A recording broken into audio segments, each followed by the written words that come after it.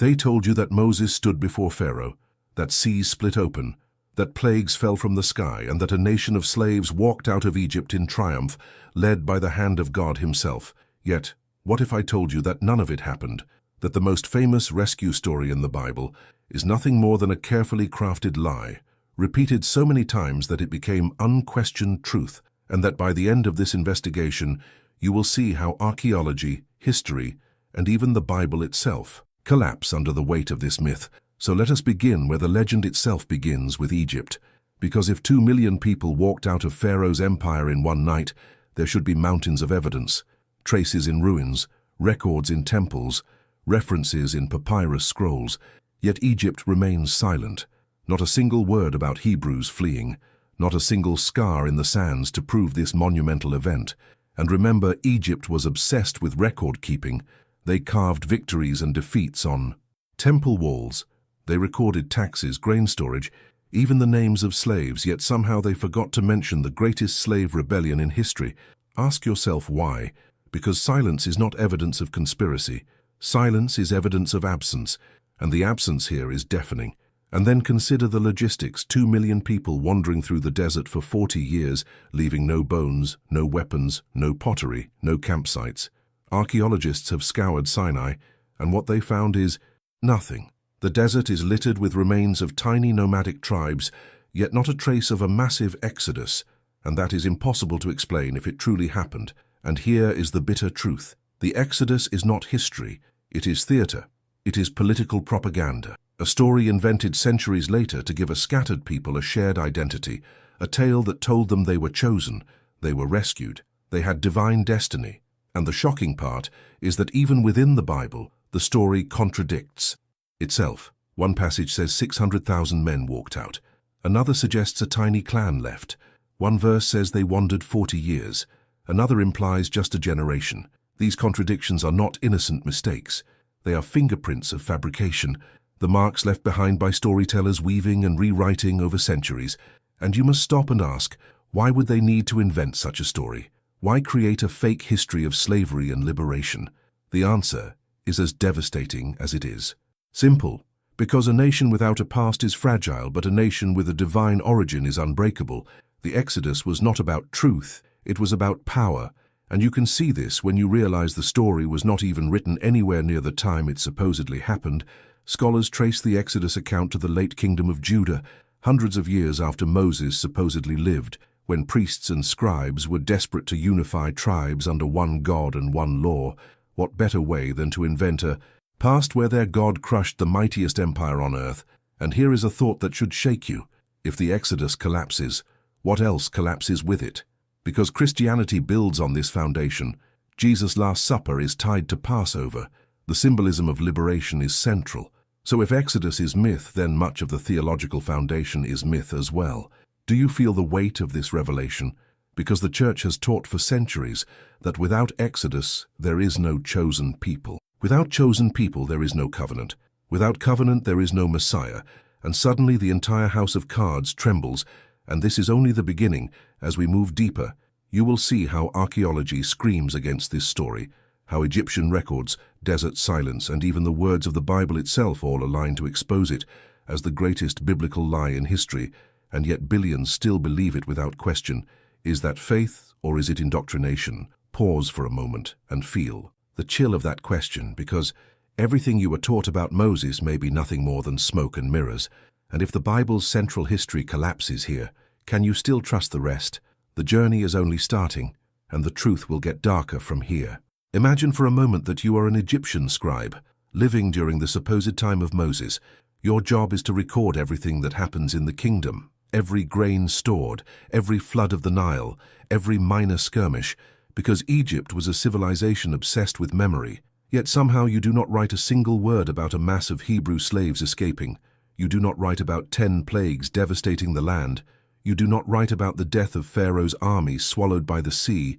This silence is not just suspicious, it is damning, because if such calamities had struck Egypt, they would have left scars in both record and landscape.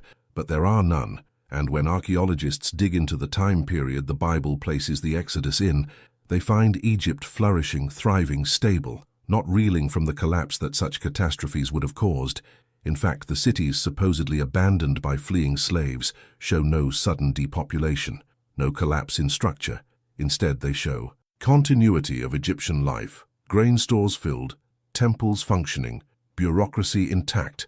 So what does this tell us? It tells us that the entire framework of the Exodus collapses under historical scrutiny, and it goes deeper, because the Bible tells us that the Hebrews built the cities of Pithom and Ramses, yet excavations reveal these cities were constructed centuries after the supposed Exodus, meaning the story places them in a time they did not even exist. Anachronism is one of the clearest fingerprints of myth, someone writing long after the fact, inserting details that betray their distance from real events. And then there is the problem of numbers. The Bible says 600,000 men left Egypt, meaning with women and children around 2 million people. Think about that number. 2 million people marching through the desert. The logistics of food, water, shelter would have been impossible, and such a horde would leave behind mountains of evidence, broken pottery, tools, bones, fire pits. Yet Sinai yields nothing, not even a fraction of what would be expected, and when defenders try to shrink the number to make it more believable, they contradict the very text they claim is divinely inspired. So either the Bible lies, or its defenders must twist it to survive. But truth does not need rescue, only lies do. And then look at the internal contradictions. In one place, the Israelites leave with their flocks and herds. In another, they are suddenly starving and desperate. For manna, in one passage, they wander for 40 years. In another, they enter the land swiftly. These are not seamless historical accounts. They are stitched together myths edited by competing traditions. And that is why modern scholars see Exodus not as history, but as literature. A collection of stories meant to explain identity rather than record fact. And when you compare Exodus with earlier myths, you see striking parallels. Sargon of Akkad's birth story with a baby set adrift in a basket on a river mirrors the story of Moses. Mesopotamian flood myths shape the plagues. Even the wandering in the desert echoes older nomadic traditions. What does that tell you? It tells you the authors of Exodus borrowed, adapted, and repackaged myths to craft a new identity for themselves. And here lies the devastating truth: the Exodus was never about preserving memory. It was about creating one. It was never about recording fact. It was about inventing destiny. And the church later used it as the foundation of salvation history. Jesus positioned as the new Moses, the Passover reinterpreted as his sacrifice. So if Exodus falls, then the entire symbolic framework of Christianity loses its anchor. Reflect on this for a moment. What does it mean when billions anchor their lives to a story with no evidence? What does it mean when faith rests on fiction? It means power can be built on lies if people believe them long enough, and that should shake you to the core. Because if they lied about Exodus, what else did they lie about? What other stories are not history but theater?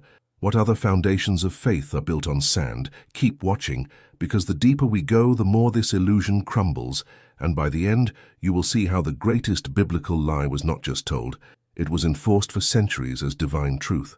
Now let us strip away the veil even further, and examine how the Exodus story was not only fabricated, but carefully engineered to serve a political purpose. Because myths are not created in a vacuum, they are born in moments of crisis, rewritten in times of desperation, and used as tools to forge unity where none exists. When scholars dissect the origin of the Exodus narrative, they find that it was not written during the time of Moses at all, if such a man ever existed, but hundreds of years later during the kingdom of Judah, a small struggling state surrounded by empires, threatened by Assyria and Babylon, desperate to carve out a sense of divine destiny. So priests and scribes crafted a story that turned their fragile existence into a cosmic drama. In their version, they were not a minor hill tribe, but the chosen people rescued by the hand of God from the greatest empire on earth. They were not insignificant, but central to history itself. And this is why Exodus matters, because it created the illusion of divine chosenness. And once a people believe they are chosen, they will endure anything, fight anyone, and justify any act as holy. But when you pull back the curtain, you see the same patterns in other cultures. Babylonian myths tell of their god Marduk rescuing them from chaos. Hittite legends describe journeys of people led by gods through wilderness. Every ancient people had their origin myths, but Israel's scribes elevated theirs to history, embedding it into law and a ritual until it became unquestioned, and that is the genius of the fabrication. The Exodus was not just a story, it was institutionalized in Passover, retold every year, drilled into the minds of children until generations later no one doubted it, and then Christianity took this myth and supercharged it, framing Jesus as the new Moses, his crucifixion and resurrection aligned with Passover, to give the illusion that he fulfilled the Exodus cycle. So if Exodus is myth, then the Christian claim that Jesus is the completion of that myth also collapses. Do you see how one lie multiplies into many? One invention becomes the root of centuries of doctrine. But now let us turn to the absence of evidence again, because in archaeology, absence can speak louder than presence. If millions of people had wandered Sinai for decades, they would have left cemeteries, animal bones, broken tools, pottery shards, yet extensive surveys by Israeli archaeologists themselves have revealed nothing. The few sites discovered show small nomadic tribes, dozens of people, not millions. So defenders twist again. Some say maybe God miraculously erased the evidence. But what does that mean? That God planted a story with no proof just to test faith? Or does it mean the story was never true at all? And what kind of God would base salvation on deception? Pause here and feel the weight of that. Because if God's truth requires falsifying history, then what does that say about the very nature of faith? And then, there is the geography. The Bible describes the Israelites stopping at places that did not exist until centuries later. References to Edom and Moab as nations when they were not yet formed. Details that reveal the writers were projecting backwards, inserting their current world into an imagined past. The fingerprints of myth are everywhere if you dare to look, and when you do, the story unravels piece by piece. So what you have is not a record of miracles, but a carefully constructed legend, designed to unify, to control, to give identity. And the danger is this: once a people accept a myth as truth, they can be manipulated forever. Because if you can convince them their entire history is divine, you can lead them anywhere. And this is exactly what the priests of Judah did, exactly what later Christian leaders did. They built empires not on fact, but on myth, on stories repeated until no one questioned them. And yet, here you are questioning, feeling that unease rising, wondering if the faith you inherited is a house built on lies. That unease is not doubt. It is awakening. It is the first crack in the walls of illusion. And if you stay with me through this journey, those walls will collapse completely. Because the Exodus was never about freedom from Egypt. It was about enslavement to a lie. And that is the truth they never wanted you to see. Let us now confront the most unsettling layer of this deception, the way Exodus was weaponized, not only as a story of identity, but as a tool of domination. Because once you create a myth of chosenness, you create a myth of exclusion. Once you claim God liberated you from Egypt, you claim he condemned your enemies. And this narrative gave priests and kings the authority to declare wars, seize lands, and subjugate others, all in the name of divine will. The conquest stories in Joshua flow directly from Exodus, portraying Canaan not as an inhabited land full of diverse peoples, but as a promised land waiting to be seized, and that seizure justified by the claim that God himself had ordained it. Yet archaeology again demolishes this, because Jericho, the city supposedly brought down by trumpets after the Exodus, was not even standing in the time frame the Bible places it. Its walls had already been destroyed centuries earlier, meaning the conquest is as much fabrication as the Exodus itself. But why tell such lies?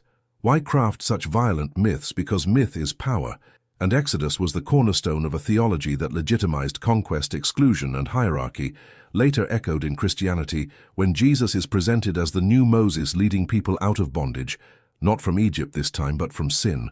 Yet the structure is the same, a fabricated liberation story giving legitimacy to a new religious order, and here is where the emotional weight hits hardest. If Exodus collapses, then much of what Christians believe about their Savior's mission collapses with it. The symbolism of Passover becomes hollow. The Last Supper loses its prophetic weight. The very idea of divine rescue fades. And this is why defenders fight so hard to protect the myth, because if the Exodus falls, the house of faith trembles. But you must ask yourself, why does truth need defending? If it is truth, should it not stand on its own? Yet every defense of Exodus is riddled with excuses, shrinking numbers, moving dates, inventing miracles that erase evidence, twisting words to keep the story alive. But that is not how truth behaves. That is how lies survive. And the deeper you look, the more the contradictions scream out. And then there is the psychological manipulation, because Exodus was embedded in ritual. Passover became the annual reenactment of deliverance, a way of binding generations emotionally to a fabricated history. And this technique of repeating myths through ritual is one of the most powerful forms of indoctrination, and Christianity adopted it wholesale. The Eucharist becomes a new Passover, retelling a new Exodus every week, cementing belief through repetition until no one questions its origins. But here you are questioning, realizing that what has been presented as sacred memory may be nothing more than sacred theater. And this is not an easy realization. It is a painful one, because it means millions of lives, wars, rituals, and personal sacrifices were built on fiction. Yet it is better to live in pain with truth than in comfort with lies. And here is the sharpest cut. If Exodus never happened, then the God who claimed to orchestrate it never acted, which means for centuries, people worshipped a silence, prayed to an invention, submitted their lives to a narrative crafted by scribes with political motives. And that realization is devastating, but it is also liberating, because once you see the lie for what it is, you are no longer bound by it, and you begin to see how much of faith itself has been shaped, not by divine revelation, but by human invention. And this is the turning point, because the question now is not whether Exodus happened. The evidence shows it did not. The question is, what happens to faith when the foundation crumbles? Will you cling to illusion, or will you face the truth that the Exodus is not history, but the greatest biblical lie in history, designed to control, preserved to dominate, and believed because no one dared to ask the hard questions until now, but you dared, and that means you are already free from the chains of myth. And now we arrive at the crushing conclusion, the final blow to the story that billions still cling to, because when you gather all the evidence together, the verdict is undeniable. The Exodus never happened, not as history, not as fact. It exists only as myth, born from the imagination of scribes centuries after the supposed events, crafted not to record memory, but to invent identity. And once you realize this, the implications ripple across the entire biblical narrative, because without Exodus, there is no covenant at Sinai, no tablets of law given by God's own hand, no divine liberation that proves Israel was chosen. Without Exodus, the prophets lose their foundation. The rituals of Passover are exposed as reenactments of a fiction, and the theology of Christianity itself loses its prophetic anchor, because Jesus being the new Moses only makes sense if Moses was real. Jesus being the fulfillment of Exodus only carries weight if Exodus ever happened.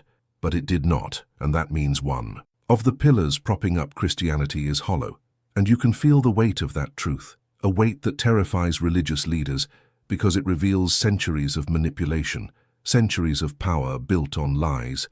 But the silence of Egypt speaks louder than any sermon. The emptiness of Sinai shouts louder than any hymn. The contradictions of Scripture scream louder than any priest. And when you listen closely, you realize the entire story collapses under its own weight. And here is the most haunting thought.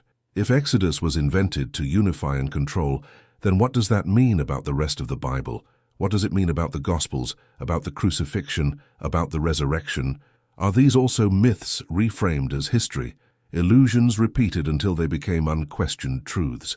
Because history shows us that once you accept one grand lie, you are prepared to accept another, and faith becomes not about truth, but about loyalty to the story, even if the story is false.